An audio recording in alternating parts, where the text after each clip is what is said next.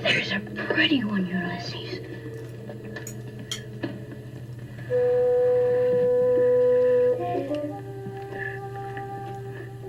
There it is. Hello BookTube, I'm Sean the Book Maniac. Welcome back to my channel. This is another book haul. And I hope that fan isn't going to be too noisy in the background, but if it is, I hope you can deal with it. I'm way behind on book hauls. I have recently brought my book hauls back to my main BookTube channel instead of hiding them on Patreon where nobody was watching them.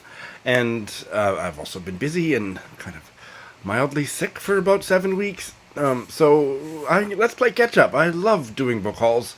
And so, yeah, let's just get going, shall we?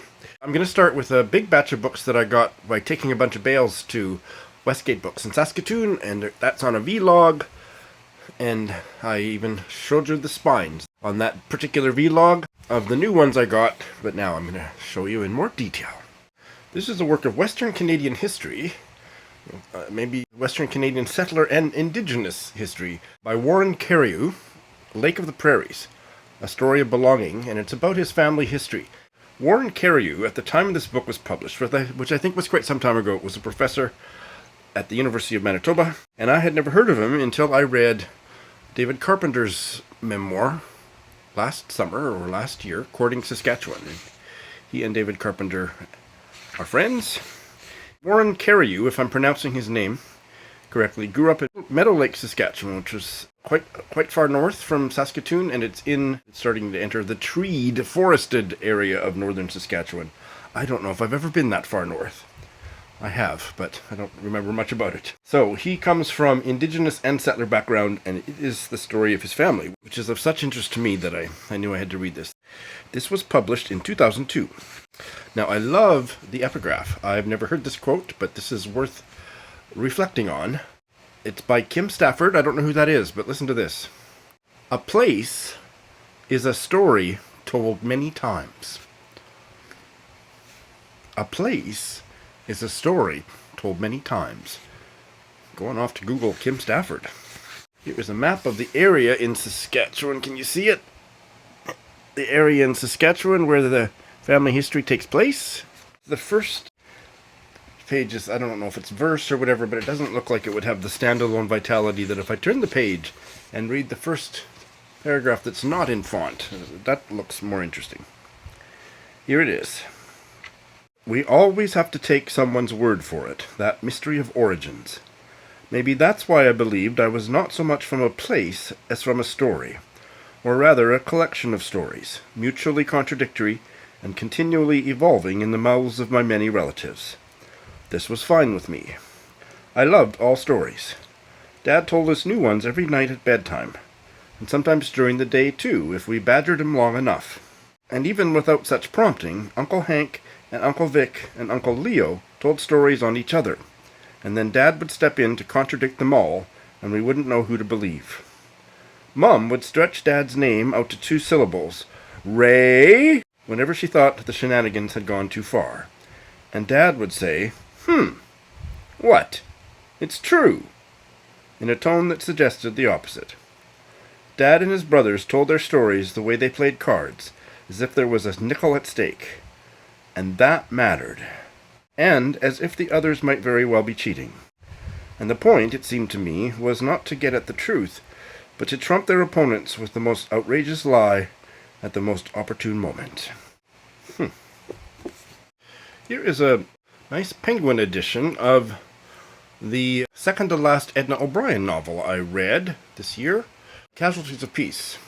I think that's her. Yeah, that's her. I don't think it's a very good photo of her, but it's still a pretty nice copy of this that's really hard to find. I read it a library copy. This isn't my favorite Edna O'Brien novel, but I enjoyed it. It was well done. It's kind of dark. Let's see. It was published in 1966, the year of my birth. And it is about a maid and her ne'er-do-well, kind of creepy, dark, dangerous husband who live in the house with the woman that the maid works for. And it's a very codependent, weird relationship between the three of them. And it wasn't my kind of story, but she did it very well. Certainly beautifully written. And the first paragraph is too long for me. I don't feel like reading it to you. Just take my word for it that it's beautifully written. And if you like dark stories, you would probably enjoy this. Speaking of Edna O'Brien, here's another one of hers. I don't know where this fits in her oeuvre. Let's see. Oh, quite late. It was published 2006. The Light of Evening. It was also at that same used bookstore, Westgate Books, and I snapped it up because Sonia of An Enthusiastic Reader and I are reading all of her novels in chronological order. This one is set in the Irish countryside. What else do you need to know? I'll just read the first two very short paragraphs. The opening chapter is called Dilly, and Dilly is the person who's speaking these lines. And the first sentence is a quote from Dilly.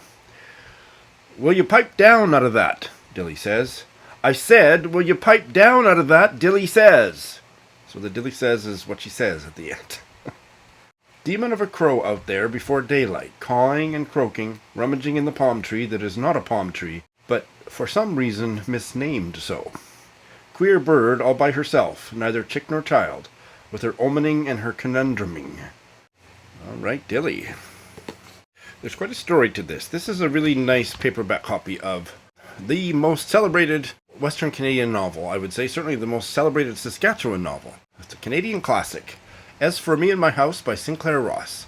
And I studied this in high school, and I'm quite sure I studied it again at university, and I loved it both times. And then I read it about 3 or 4 years ago, and I didn't like it. And I was reading an old beat-up paperback copy that had really yellow pages and a bent spine, and I just think the aesthetics of all that might have thrown me off. So I thought, okay, let's test out this theory. So I've found this lovely used copy, but in really great condition. And I'm going to try it for a 4th time. Sinclair Ross was a closeted gay writer who was a banker in rural Saskatchewan and never really came out.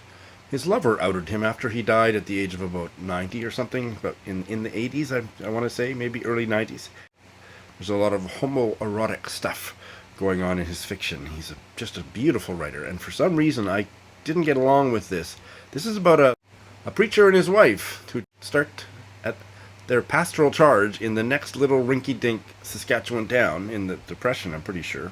It's an epistolary novel, or if there's a special word for a novel told in diary entries, it's that. It's not epistolary, through the perspective of the preacher's wife, and there's all kinds of psychosexual issues that pervade the story, pervade the lives of these characters. Certainly beautifully written. I recommend his short stories even more than this novel. The Lamp at Noon and other stories have, and the short story that you can find on Google, and you can read for free, the last time I checked, The Painted Door by Sinclair Ross. I think it's my favorite short story that I've ever read. Originally published in 1941, and it didn't become a Canadian classic for decades after. It was just kind of one of those novels like Moby Dick that just kind of disappeared and then resurfaced. Oh yes, it's got a classic opening. So Saturday evening, April 8th. Philip is the young preacher, and this is his wife's diary entry. Philip has thrown himself across the bed and fallen asleep, his clothes on still, one of his long legs dangling to the floor. It's been a hard day on him, putting up stovepipes and opening crates, for the 4th time getting our old linoleum down. He hasn't the hands for it. I could use the pliers and hammer twice as well myself, with none of his mutterings or smashed-up fingers either. But in the parsonage, on calling days, it simply isn't done. In return for their $1,000 a year, they expect a genteel kind of piety, a well-bred Christianity that will serve as an example to the little sons and daughters of the town. It was 12 years ago, in our first town, that I learned my lesson, one day when they caught me in the woodshed making kindling of a packing box. "Surely this isn't necessary, Mrs. Bentley. Your position in the community, and Mr. Bentley such a big, able-bodied man." The writing is really quite beautiful. Here is the recently published novel by the queer Indigenous novelist who uncomfortably is situated within the province of Alberta in Canada, Billy Ray Belcourt, A Minor Chorus. Lindy loved it. I don't think I probably will. I struggle with Billy Ray Belcourt's prose, but it's always ended up being worth the struggle. And who knows, maybe this will be my breakthrough book. I've loved one of his essays, and I struggled with his book of essays. Was it a book of essays or a memoir? I forgot what it was now, but I really struggled with it. Bailed, and Lindy coaxed me to give it another try, and with the audio, because I love Billy Ray Belcourt's voice. So I'll probably do this one as an audio text combo. This is, I believe, very metafictional. So it's about an unnamed narrator who abandons his unfinished thesis, goes home to northern Alberta, and tries to write a novel. And this is the novel. I'll read the opening paragraph of chapter 1. The chapter is entitled A Problem of Form. It was a late afternoon at the start of August when I went to the university to meet up with River, a dear friend and graduate student in the Department of Sociology who hailed from a reserve to the south, to make sense of the desire to remake my life. I wanted to leave academia.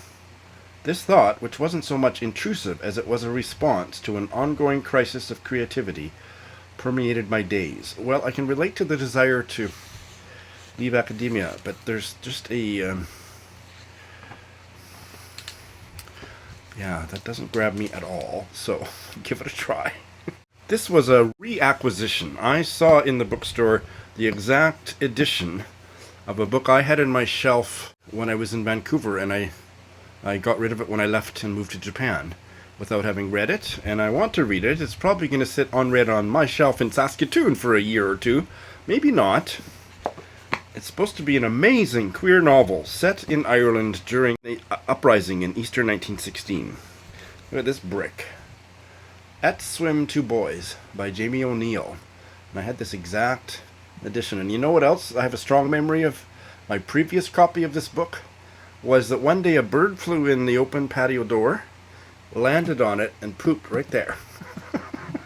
So this is an unpooped upon replacement copy. And yeah, this is supposed to be incredible. This is the kind of book that I need to buddy read in order to get through it, because I don't do well with tomes. It is just over 600 pages, but it is about a romance between two boys during the Easter uprising in 1916. I don't need to know another thing about it. At the corner of Adelaide Road, where the paving sparkled in the morning sun, Mr. Mack waited by the newspaper stand. A grand day it was, rare and fine. Puff clouds sailed to a sky of blue. Fair weather cumulus to give the correct designation. On account, they cumulate. So Mr. Mack believed. High above the houses a seagull glinted, gliding on a breeze that carried from the sea. Wait now, was it cumulate or accumulate he meant? The breeze sniffed of salt and tide. Make a donkey of yourself, inwardly he cautioned, using words you don't know their meaning. And where's this paper chappie after getting to? I don't understand the meaning of that last sentence, that question. And where's this paper chappie after getting to? So I don't know how to read it correctly, because I don't know what it means, but the writing is beautiful, isn't it? The title is, I think it's a Flann O'Brien novel, At Swim Two Birds. I think that's the title. It's At Swim something, and I believe it's Flann O'Brien. If I'm right or if I'm wrong, I'll put the cover up here so that I can feel vindicated or chastened. But, yeah, I can't wait. Well, I can wait, but I want to get to this. Here is a very new release that's a lascivious lesbian debut novel. Mrs. S. by Kay Patrick. I just think it's so unusual to use one initial with your name. It just sounds completely wrong to me, but that is what they go by. Kay Patrick is a writer based in Scotland. This is supposed to be incredible. Dorian Stuber and two other lovely bibliophiles have a podcast called One Bright Book, and this was their selection a month or two ago. I'll put a link to that episode in the show notes. I haven't listened to it. I want to read the book first. It's set at an elite boarding school, and there's a new matron who's a young Australian woman, and that new Australian teacher meets the headmaster's wife, and lesbian plot ensues. Here is the epigraph. Fanny Howe, from something, either a poem or some piece of writing called Catholic. You are not made by yourself, but by the thing that you want. This is supposed to be so wonderful. The first paragraph is 3/4 of a page, but we're going to hear it. She argues with the gardener. Her voice is not raised. I stop to watch them. Stood opposite one another in her grand driveway, branches from a dark green shrub in his wheelbarrow. He does not know he is being argued with. He does not know how to read the angles of her body. One foot taking aim, the other carefully sets her balance. Chin skyward, it rips through the overhead pine tree. Her hand, I want more detail, I can't have it, throws his gaze towards the flower beds. He lifts his shirt almost to his nipples to wipe his face. Thinks he is putting his masculinity to good use. Flashing his hard work. His belly button, too. The size of a fingertip, refusing to be eclipsed by muscle. An unregulated softness. He is vulnerable. There is nothing he can do. Her energy is concentrated and precise, light through a magnifying glass. Left standing with his shirt balled into his fist. He pushes the wheelbarrow away, back into the garden, to face his mistake. Oh, she is vigilant. She knows she is not alone. I am discovered. I burn. Like her, I stand my ground. Dare her to wave, to give that hand to me. Oh my God, I need a cigarette. That was absolutely fantastic. Have you read this? This, unbelievably, I found at this used bookstore because it is a brand new copy. There is nothing on it, not a remainder mark, not a scratch, of one of the best novels I've read in recent years. They're There by Tommy Orange. And it's his debut novel. He is an enrolled member of the Cheyenne and Arapaho tribes of Oklahoma. This was the good year that I judged the book prize, the BookTube prize, the first year, and gave this a glowing review. And he has a new novel coming out in March of next year. I can't wait. I will read the opening paragraph from the prologue, and I'll start with the epigraph. In the dark times, will there also be singing? Yes, there will also be singing about the dark times. And that is Brecht. The heading, I don't know if it's the prologue title or the first section title, but it is Indian Head. There was an Indian head, the head of an Indian, the drawing of the head of a head-dressed, long-haired Indian depicted, drawn by an unknown artist in 1939, broadcast until the late 1970s to American TVs everywhere, after all the shows ran out. It's called the Indian Head Test Pattern. If you left the TV on, you'd hear a tone at 440 Hertz, the tone used to tune instruments, and you'd see that Indian, surrounded by circles that Looked like sights through rifle scopes.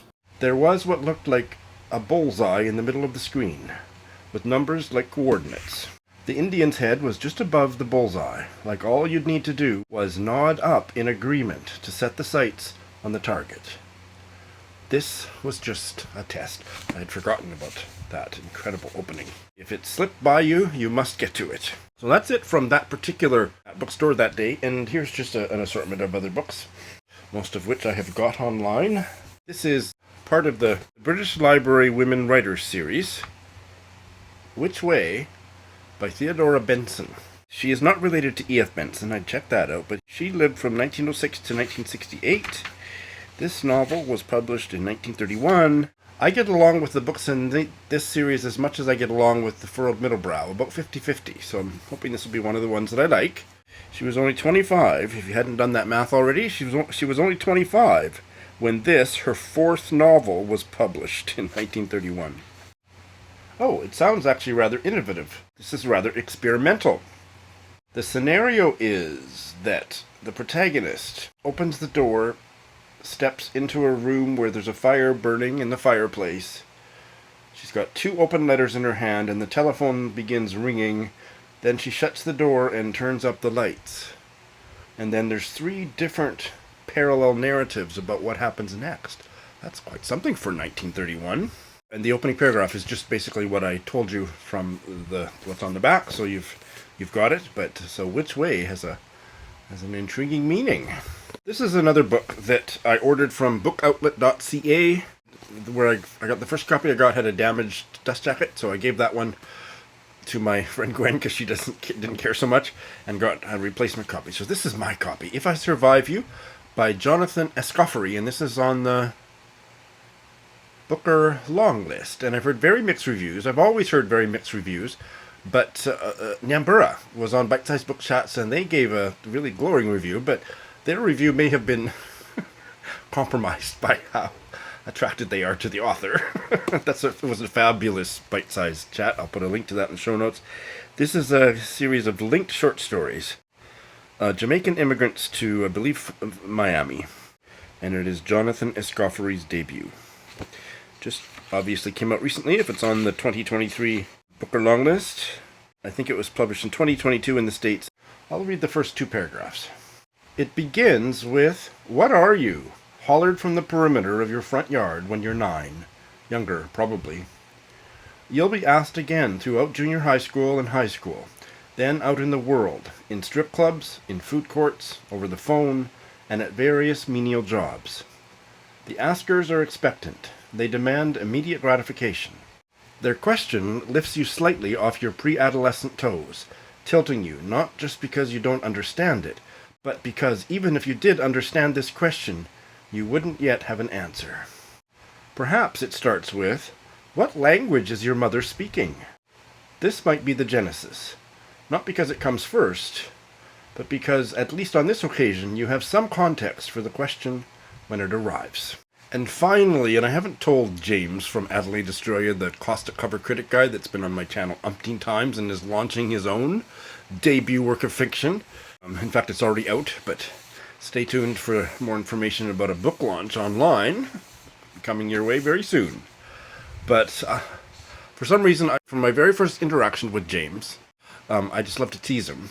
So this is a big tease that he doesn't know about yet, so I'll maybe point him towards this part of this video.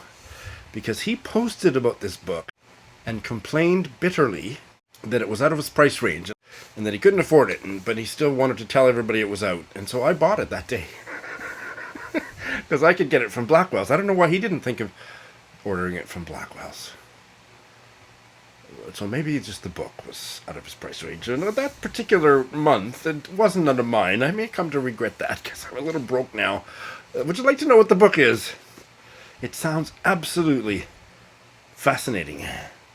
It is a work of literary history. February 1933, The Winter of Literature by Uwe Wittstock. Translated from the German by Daniel Bowles, and it focuses in on February 1933 and all of the writers and all of the politics and all of the tragic opening chapters of the Nazi era and how that affected all these writers. And it just hones right in on February 1933. Saturday, January 28th is the first chapter, and the last one is Wednesday, March 15th. So it's that time period.